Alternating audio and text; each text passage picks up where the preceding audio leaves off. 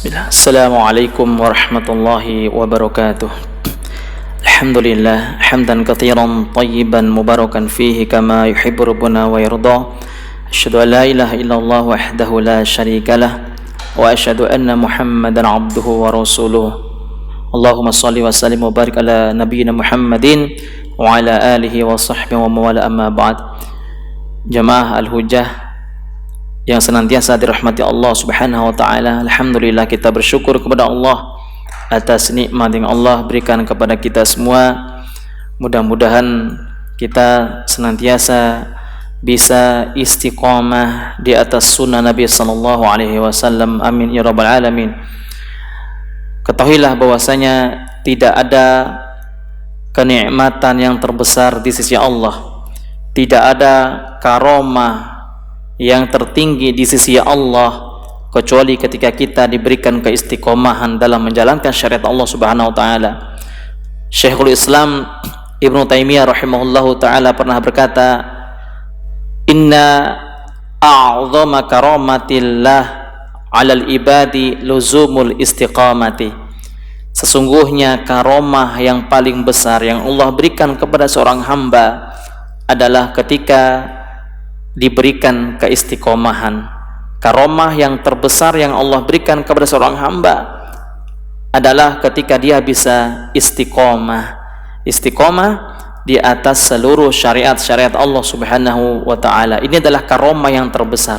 Karena Allah sangat mencintai orang-orang yang istiqomah, yang konsisten tiap hari untuk beramal soleh. Dan Allah tidak akan melihat amalan dari seorang hamba itu yang banyak.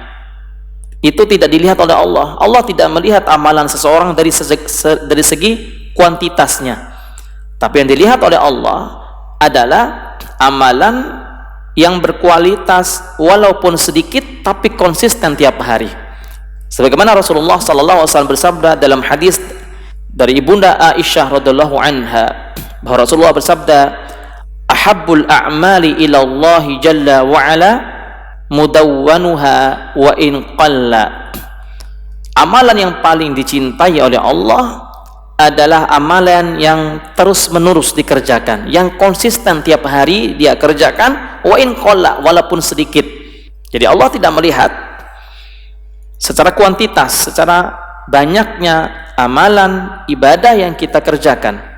Tapi yang Allah lihat adalah amalan yang konsisten, yang kontinu, ya, yang istiqomah walaupun itu sedikit.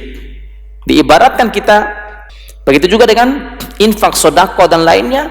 Yang ditekankan oleh Allah, yang dicintai oleh Allah adalah mudawwan, yaitu tadawum, yaitu kontinu, rutin, walaupun sedikit harta yang kita keluarkan fi sabilillah.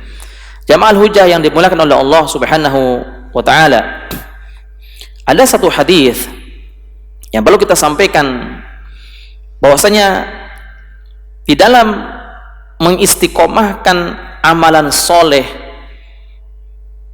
maka harus kita berusaha melakukan ibadah ataupun amalan soleh yang amalan itu akan terus mengalir walaupun kita sudah berada di dalam kuburan, walaupun kita sudah berbaring di dalam kuburan, tapi amalan soleh yang kita kerjakan itu terus mengalir dan terus mengalir, dan kita akan memanen pahala walaupun sudah berbaring di dalam kuburan. Itu yang kita cari.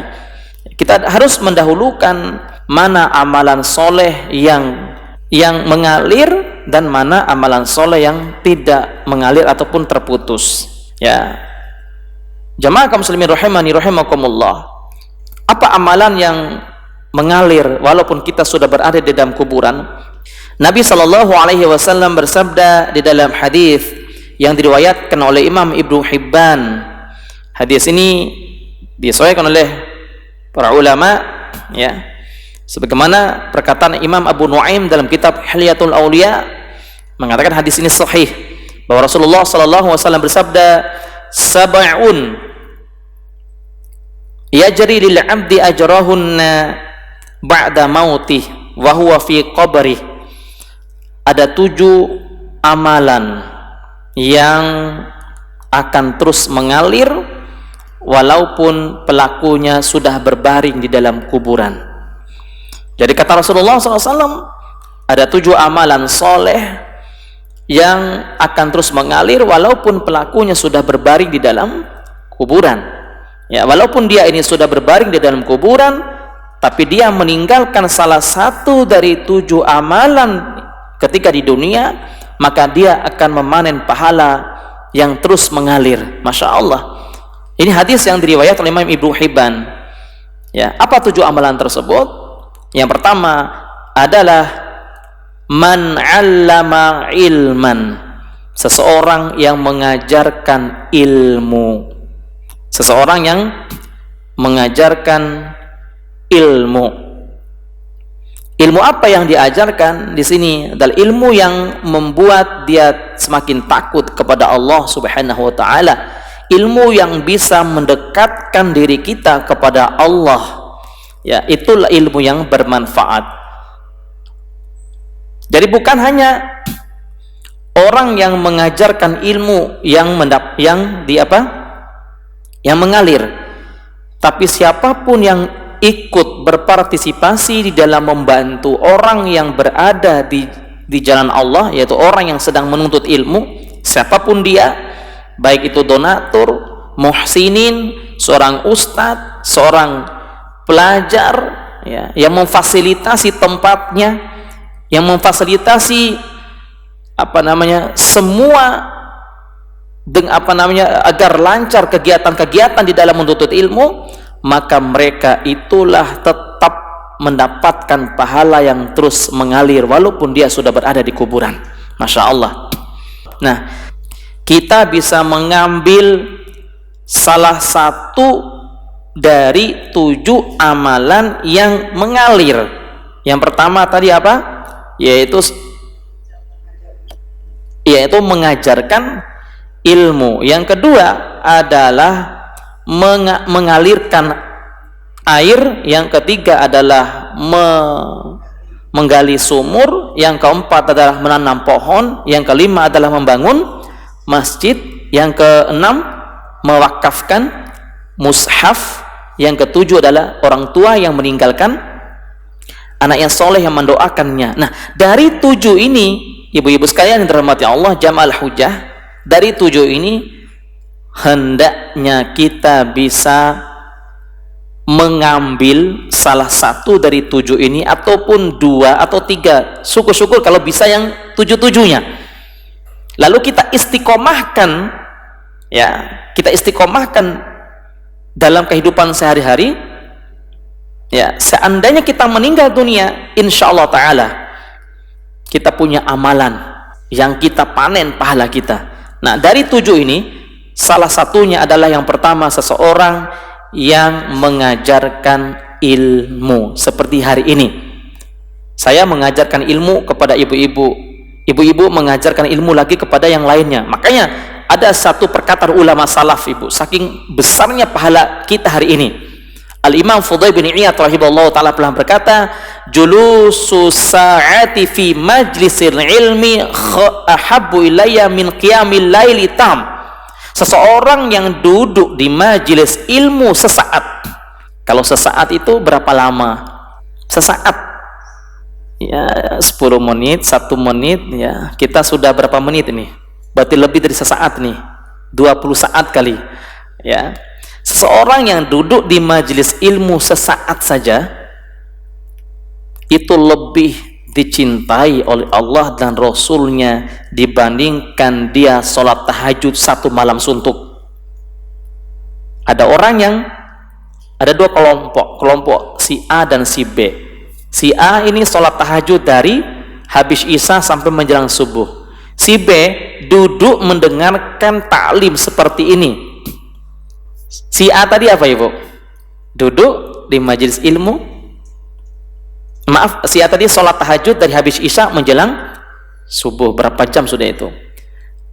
Si B duduk di majelis ilmu cuma 10 menit mendengarkan kajian ta'lim seperti ini. Maka pahala yang paling besar di sisi Allah adalah si B yang hanya duduk sesaat di majelis ta'lim. Alasannya apa? Alasannya adalah kalau dia sholat tahajud, pahalanya hanya untuk dirinya sendiri. Tapi kalau dia duduk di majelis ilmu, pahalanya untuk dia serta untuk orang lain yang ketika dia mengajarkan ilmu tadi. Masya Allah. Makanya ibu-ibu sekalian dirahmati Allah, bahwa orang yang mendapatkan pahala yang terus mengalir, sekali lagi bukan hanya dia yang ikut taklim saja, tapi siapapun yang ikut berpartisipasi di dalam membantu orang yang menuntut ilmu, mengkaji seperti ini, ikut kajian, siapapun dia, maka insya Allah dia akan mendapatkan pahala yang sempurna di sisi Allah Subhanahu wa Ta'ala. Masya Allah. Ya.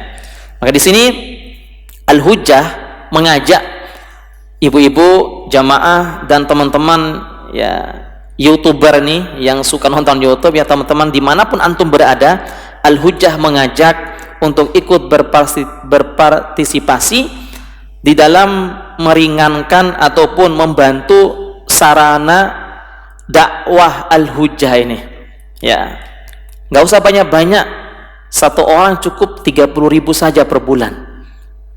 Kira-kira sulit nggak itu? Mudah insya Allah. Rutin, tapi rutin tiap bulan, nggak usah banyak-banyak, karena tadi Allah tidak melihat kuantitas, tidak melihat banyaknya nominal yang kita infakkan, tapi yang dilihat oleh Allah adalah apa? Keikhlasan kita di dalam berinfak, kemudian istiqomah kita tiap hari, mungkin tiap minggu atau tiap bulan kita istiqomah rutin dan berinfak. Ya. Makanya ibu-ibu sekalian dirahmati Allah Subhanahu wa Ta'ala, jadi ada empat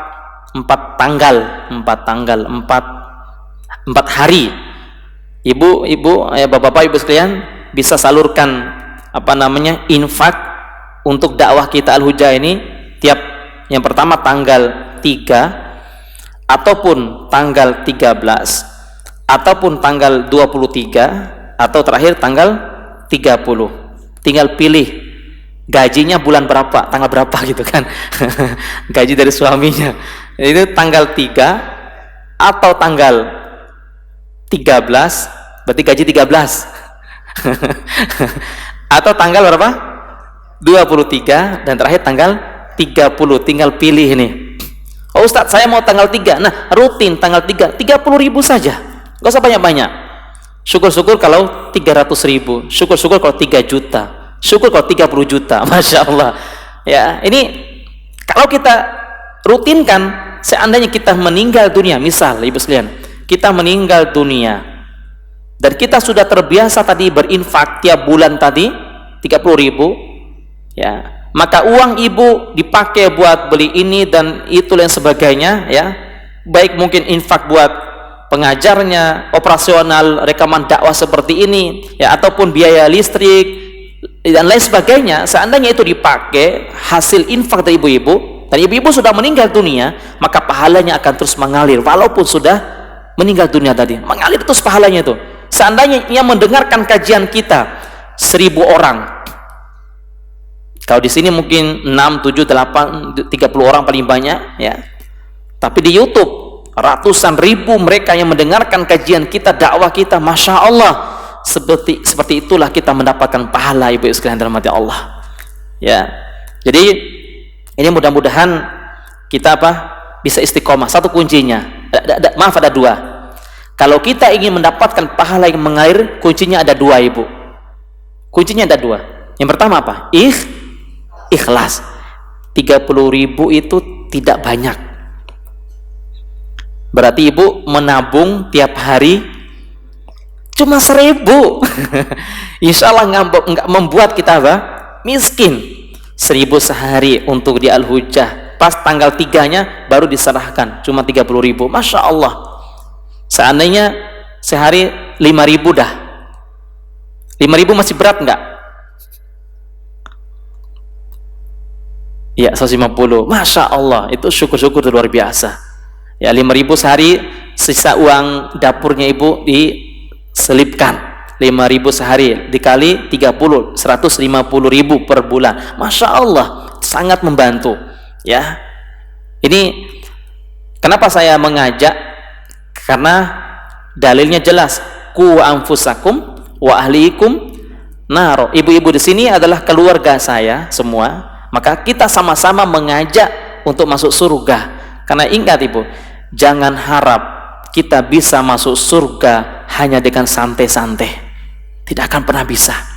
Surga itu harus apa? Dengan kerja keras. Makanya dari sekian ratus ayat di dalam Al-Quran, Allah menyebutkan kalimat jihad. Kalimat jihad lebih kurang ada 300 lebih ayat di dalam Al-Quranul Karim, ibu. Lebih kurang 300 ayat dalam Al-Quran, ya, 320-an lah. Allah menyebutkan kalimat jihad. Jihad, jihad, jihad, ya, jihad gitu kan. Yang Allah dahulukan adalah apa? Bi amwalikum, baru bi anfusikum. Apa bi amwal itu? Jihad dengan harta. Makanya dari 320 ayat tentang jihad lebih kurang, ya, cuman satu ayat yang Allah mendahulukan anfusikum baru amwalikum. Cuma satu ayat, satu-satunya. Surah At-Taubah ayat 111.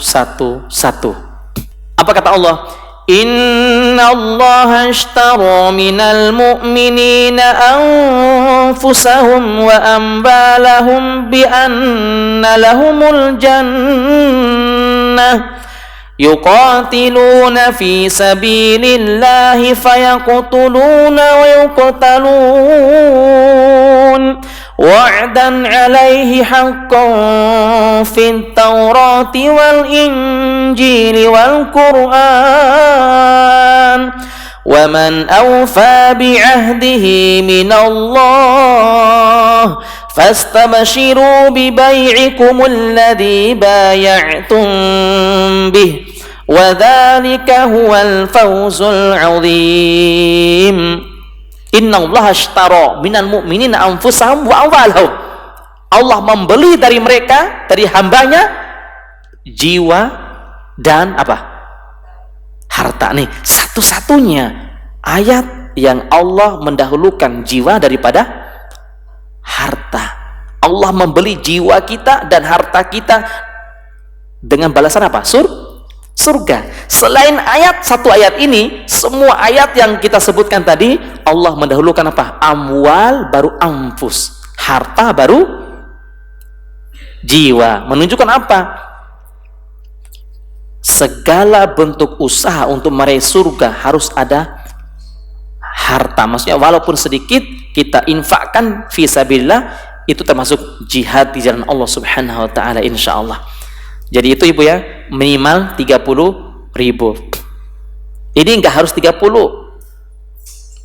boleh lebih. Kalau kurang boleh enggak Ustaz? Pelit. Ya, minimal 30.000, syukur-syukur 50.000, alhamdulillah 100.000, 150.000 per orang. Berarti kalau 150.000 per orang tiap bulan, berarti tadi apa? Seharinya berapa tadi? Cuman 50.000 insyaallah. Dan sekali lagi, semua harta yang ibu infakkan pasti dibalas oleh Allah, ya, di dunia maupun di akhirat, insyaallah taala. Ini sedikit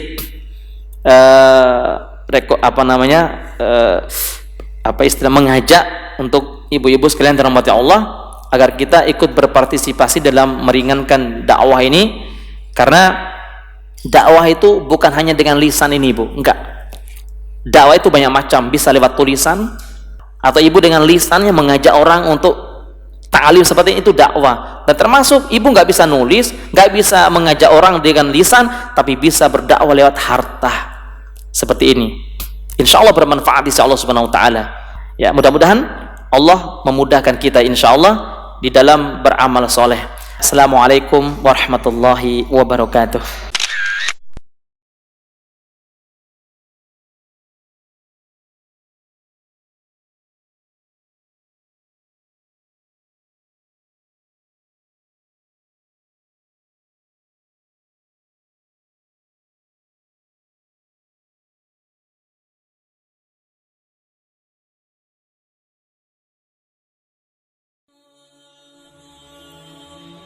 Bantu yuk operasional rumah dakwah Al-Hujah dan terselenggaranya kajian serta dakwah Al-Hujah dengan menjadi donatur tetap setiap bulan berinfak Rp30.000. Dengan infaknya setiap bulan Rp30.000, insya Allah akan membantu dakwah Al-Hujah dan jadikan ini amalan yang istiqomah yang dilakukan terus-menerus atau kontinu. Allah mencintai amalan yang istiqomah walaupun sedikit. Terus istiqomah setiap bulan, jangan berhenti, karena Allah mencintai hambanya yang istiqomah. Dan insya Allah ini akan menjadi amal soleh jariah dengan menyebarnya ilmu yang bermanfaat. Yuk salurkan amalan istiqomahnya setiap tanggal 3 setiap bulannya melalui Bank Sentral Asia dengan nomor rekening 27660155554 atas nama Dedi Harveni, dan Mandiri Syariah dengan nomor rekening 71022862999 atas nama Dedi Harveni.